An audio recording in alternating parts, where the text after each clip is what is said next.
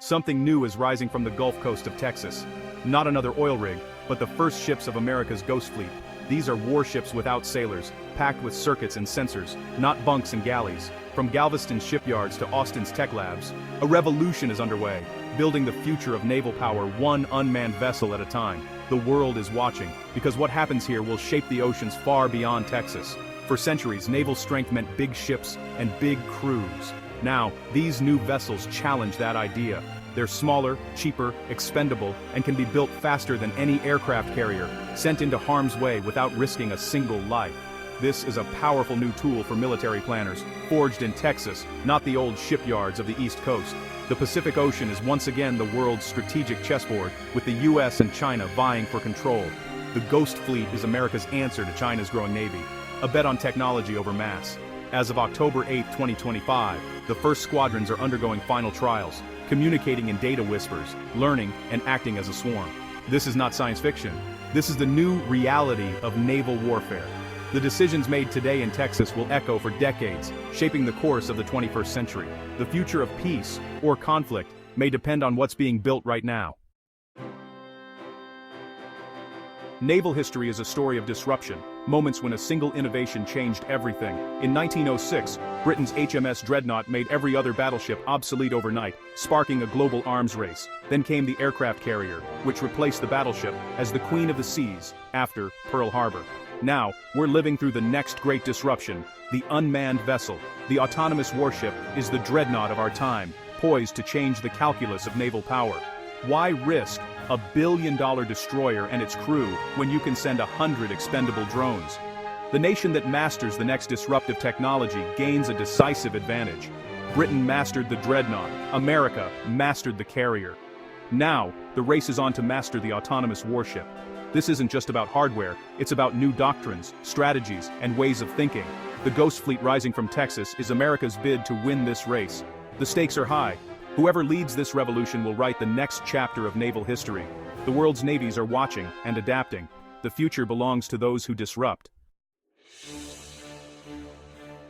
The Pacific Ocean is vast, but the contest for dominance is intensifying. The US Navy has long guaranteed freedom of the seas, but China's ambitions are clear. Push the US out of the Western Pacific. China's Navy is now the world's largest by ship count, building carriers, destroyers, and submarines at breakneck speed. More crucially, China is investing in carrier-killer missiles, aiming to keep US ships at bay. America can't win by matching China ship for ship, so it's betting on a new kind of mass, the Ghost Fleet. Instead of a few large, expensive ships, the US will deploy a network of smaller, cheaper, autonomous vessels. These unmanned ships can scout, lay mines, and even carry missiles, extending the fleet's reach and resilience. This new race isn't about hulls or guns, it's about software, AI, and networks. The winning Navy will be the one that best connects its ships, drones, satellites, and sailors into a single fighting network. It's a contest of algorithms as much as steel. The labs of Austin and the shipyards of Shanghai are the new front lines. The outcome will define the balance of power for decades. The stakes control of the world's most critical waters. The race is on, and the world is watching. The future of naval warfare is being written now. In 2023, the Pentagon launched the Replicator Initiative, a plan to field thousands of autonomous systems in just 2 years. The focus, the Indo-Pacific. The target, China. The logic is simple. Quantity has a quality all its own. Instead of a few exquisite systems, the US will deploy swarms of cheap, smart drones to overwhelm adversaries.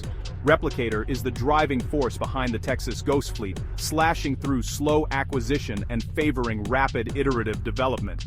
The Navy is investing in unmanned surface and underwater vessels, workhorses of the future fleet. Large motherships will launch and coordinate swarms of drones for surveillance and strike.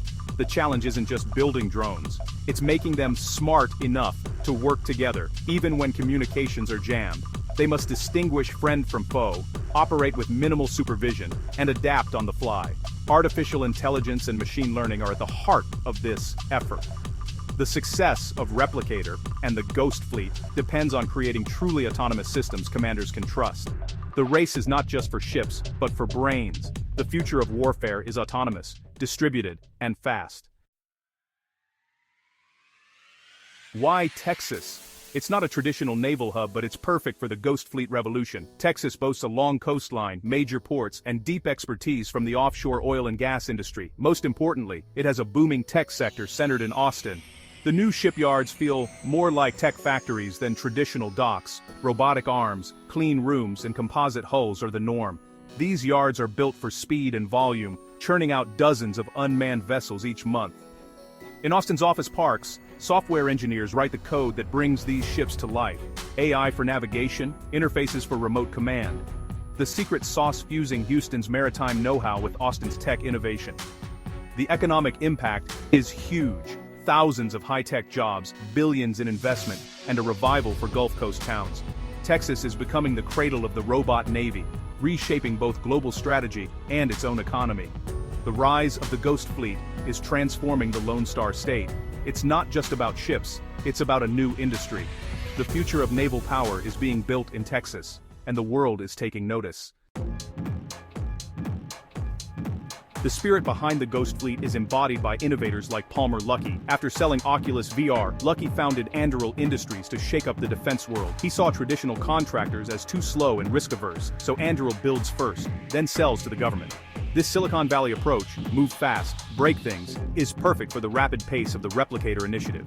Anduril and other tech startups are the engines of this naval revolution, hiring young engineers fluent in AI and autonomy.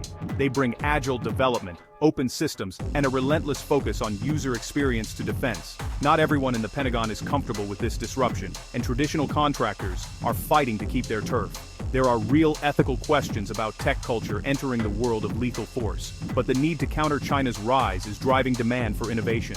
Visionaries like Luckey aren't just building drone boats, they're forcing the entire system to adapt. The defense industry is being remade in real time. The future belongs to the bold. What does the Ghost Fleet mean for sailors? The human element remains central, but the sailor's role is transforming. Tomorrow's Navy needs fewer deckhands and more tech-savvy operators, hybrid warrior technicians. Imagine a petty officer commanding a squadron of drones from a high-tech bridge, making split-second decisions with strategic consequences. This demands new training, new recruitment, and a new kind of sailor, comfortable with code, AI, and robotics. The Naval Academy is scrambling to add courses in data science, cyber warfare, and unmanned systems. Officers must become leaders of people and managers of complex networks. There's a cultural challenge too. How do you build trust and cohesion when your squadron mates are lines of code? The Navy's proud tradition is built on shared hardship.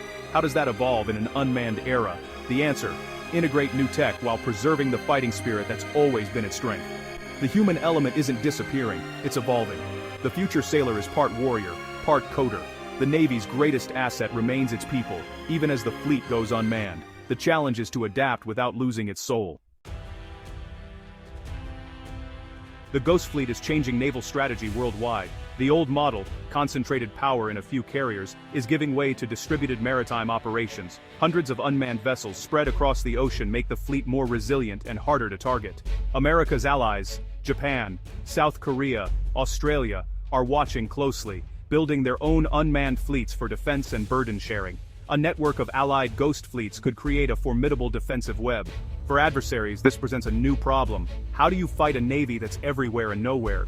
Traditional anti-ship missiles may be less effective against swarms of small, stealthy vessels. Rivals like China and Russia must invest in new countermeasures, swarming tech, electronic warfare, and more.